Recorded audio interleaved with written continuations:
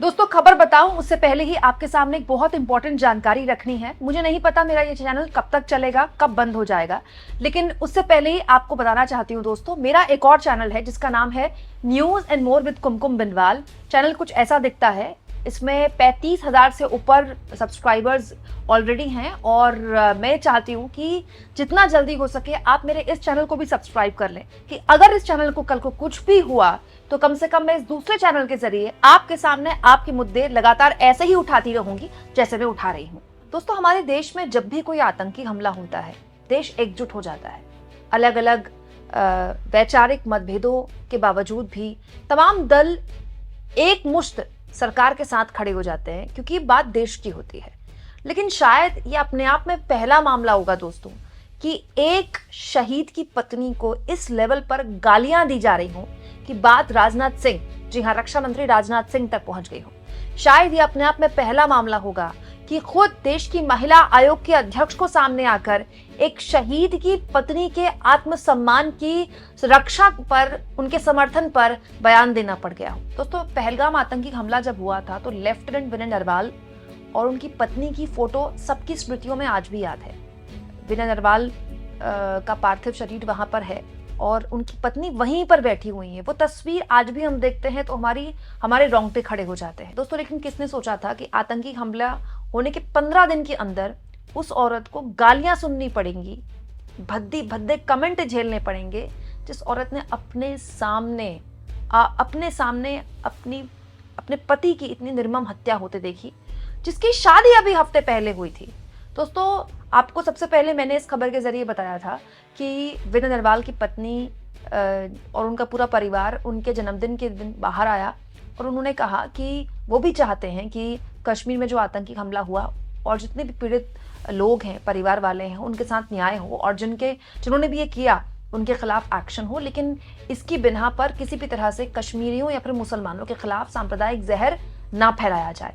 बस विनय नरवाल की पत्नी से दोस्तों यही गलती हो गई। दोस्तों इसके बाद तो हिमांशी को ऐसी गालियां दी गई कि मैं पढ़ती भी हूं तो मैं सन्न रह जाती हूं। लेकिन अब इस पूरे मामले में महिला आयोग के अध्यक्ष को सामने आना पड़ा और साथ साथ में शिकायतों का पुलिंदा पहुंच गया है राजनाथ सिंह के पास।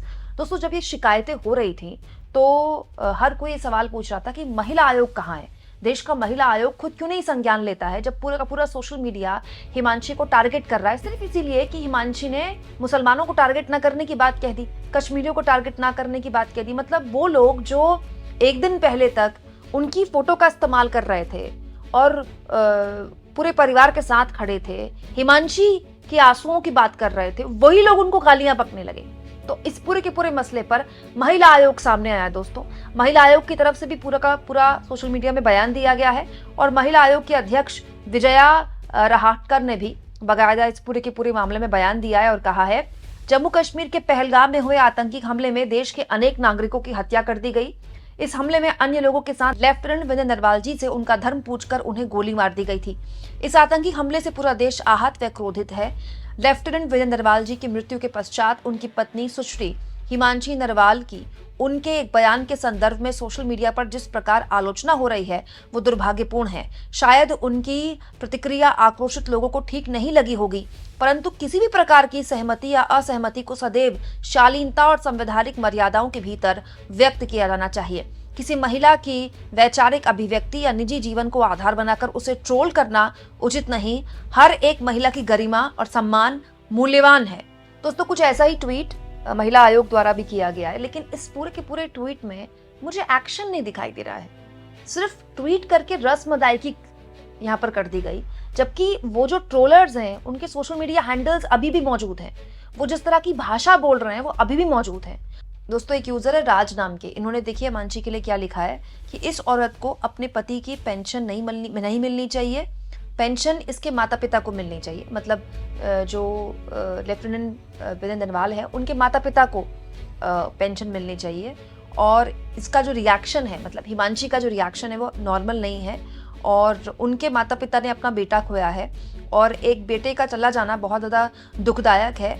और ये तो अपने नए बॉयफ्रेंड या फिर हस्बैंड के साथ खुश रह लेगी, मतलब ठीक रह लेगी। कितनी गलत बात है।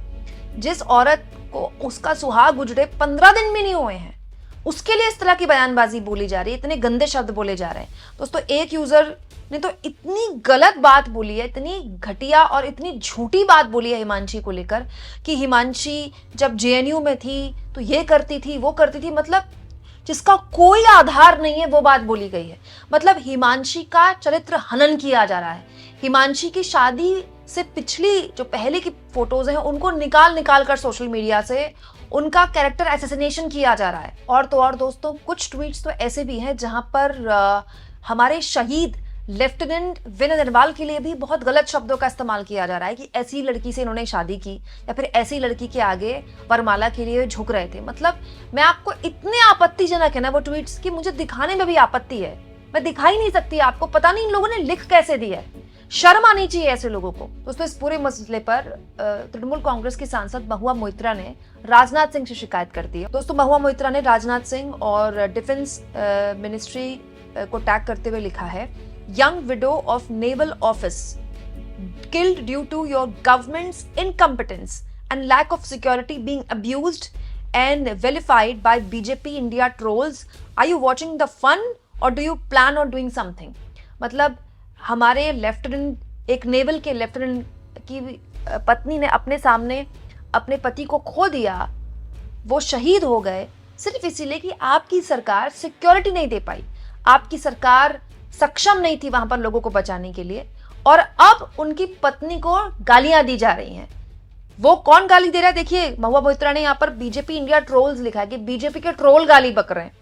क्या आप ये सब तमाशा देखते रहेंगे या फिर इसमें कुछ करेंगे? सीधे रक्षा मंत्री राजनाथ सिंह को यहाँ पर टैग कर दिया गया। और तो और दोस्तों इस पूरे के पूरे मसले पर बहुत से और लोगों ने भी रक्षा मंत्री राजनाथ सिंह को टैग किया है। दोस्तों इसके अलावा प्रेम पांडे नाम का एक हैंडल है जो कि हिमांशी नरवाल के लिए बहुत ही आपत्तिजनक बातें लिखता है। कहता है, should 2 crore pension government job should be provided to such girls और it be given to his parents. मतलब ऐसी औरतों को पेंशन मिलनी चाहिए कि अपने पतियों की, या फिर पैसा मिलना चाहिए, या फिर नौकरियां मिलनी चाहिए। She may work in future for ISI even to keep her Muslim friendship more strong. मुसलमानों से दोस्ती के लिए ये ISI के साथ दोस्ती भी कर सकती है। She doesn't want to ruin her Muslim friendship. मुसलमानों के साथ ये फ्रेंडशिप नहीं तोड़ेगी। She was on agenda to prove Indian army fascist. Oh my God, why her mind is same now also. She will never change in his birth. मतलब हिमांशी के पूरे संस्कार और उनके पूरे जन्म पर इस आदमी ने सवाल खड़े कर दिए हैं। और दोस्तों इस पूरे मसले को लेकर बकायदा प्रेम पांडे का एक पूरा का पूरा मतलब थ्रेड है, वो एक नहीं ऐसे कई ट्वीट्स कर रहा है। मतलब लोगों ने ऐसे भी ट्वीट्स किए हैं दोस्तों। बाला नाम का यूजर देखिए, ये तो ये लिखता है कि ये वो औरत है जिसके पति के कपड़े उतारे गए थे ये देखने के लिए कि वो हिंदू है या मुसलमान है, और उसके बाद ये इस तरह की बात कर रही हैं। अब इस पूरे के पूरे मसले पर दोस्तों वरिष्ठ पत्रकार रोहिणी सिंह ने भी राजनाथ सिंह से शिकायत करते हुए कहा है, this handle is pedalling fake news and abusing harassing and slandering the widow of naval officer. एक नेवल ऑफिसर की पत्नी, उनकी विधवा को ये हैंडल लगातार अब्यूज कर रहा है, गालियां बक रहा है, फेक न्यूज फैला रहा है। दोस्तों अब इस पूरे के पूरे मसले पर लगातार लोग डिफेंस मिनिस्ट्री और राजनाथ सिंह को टैग कर रहे हैं कि राजनाथ सिंह को देखना चाहिए कि लगातार हिमांशी नरवाल को लेकर गंदी गंदी गालियां ही नहीं बकी जा रही हैं, उनके पास पर गलत बातें बोली जा रही हैं जिसका सच्चाई से कोई लेना देना नहीं है। बस इसीलिए दोस्तों कि इस औरत की इतनी गलती हो गई कि ये एक फौजी की पत्नी के तौर पर बिहेव कर रही थी। दोस्तों हमारे देश में फौज का बहुत बड़ा रुतबा है। एक फौजी कैसे बिहेव करता है, एक फौजी कैसे जीवन जीता है, वो एक आइडल होता है सिविलियंस के लिए, लेकिन साथ साथ में उनका परिवार भी आइडल होता है। हमारे देश में बड़े स्तर पर सालों से, दशकों से लोग शहीद होते रहे हैं, सैनिक शहीद होते रहे हैं और बहुत बड़े बड़े लेवल के अफसर भी शहीद होते रहे हैं। लेकिन दोस्तों आर्मी का ऐसा डिसिप्लिन है कि वो डिसिप्लिन उन परिवारों में भी आ जाता है जहां से आर्मी के लोग जुड़े होते हैं। आपने वो डिसिप्लिन किसी भी शहीद की पत्नी में भी देखा होगा, उनके माता पिता में भी देखा होगा। वो कितना भी रोए, वो कितना भी उनके जाहिर तौर पर किसी का पति चला जाए, किसी का पिता चला जाए, किसी का बेटा चला जाए तो एक बहुत सबसे बड़ा लॉस है भाई, लेकिन उसके बावजूद भी वो अपनी गरिमा, अपनी मर्यादा और देशभक्ति नहीं छोड़ते। वही हिमांशी ने किया। एक फौजी की पत्नी को जैसे बिहेव करना चाहिए हिमांशी ने बिल्कुल वही किया।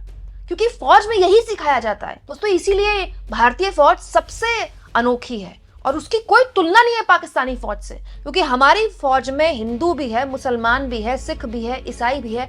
हर धर्म, हर जाति के लोगों के लिए उसी बर्तन में खाना बनता है और एक ही बर्तन में सब खाना खाते हैं। ये खूबसूरती है हमारे फौज की। और जाति के नाम पर, धर्म के नाम पर ना तो कभी भेदभाव हुआ है ना कभी होगा, क्योंकि बुनियाद हमारी फौज की ऐसी रखी नहीं गई। और उसी कल्चर के साथ, उसी संस्कार के साथ फौजी की पत्नियां, फौजी के परिवार भी रहते हैं और उसी कल्चर को आगे बढ़ाया हिमांशी ने। लेकिन उनको इसको लेकर गालियां बकी गई। तो मैं तो मानती हूं दोस्तों कि इस पूरे मसले पर केवल राष्ट्रीय महिला आयोग को बयान देकर 2 लाइन का मामले को रफा दफा नहीं करना चाहिए, उनको एक्शन लेना चाहिए। सोशल मीडिया में सबकी आइडेंटिटी बहुत आसानी से पता होती है और सरकार के पास इतने विकल्प भी हैं कि वो सोशल मीडिया यूजर के हैंडल के जरिए उसका एड्रेस और वो कहां से ऑपरेट करता है सब कुछ पता चल सकता है। तो बड़ा सवाल ये है दोस्तों कि सरकार से सवाल पूछने वाले अगर यूट्यूब चैनल्स बंद किए जा सकते हैं तो एक शहीद की पत्नी के चरित्र हनन कर रहे खुले आम इन लोगों पर क्या कोई एक्शन नहीं लिया जाएगा? दोस्तों आप इस मुद्दे पर क्या सोचते हैं कमेंट बॉक्स में जरूर लिखें और जितना हो सके चैनल को शेयर करें, सब्सक्राइब करें और थैंक्स और ज्वाइन की ऑप्शन से अगर आप चाहें तो कुछ आर्थिक मदद भी चैनल की जरूर करें।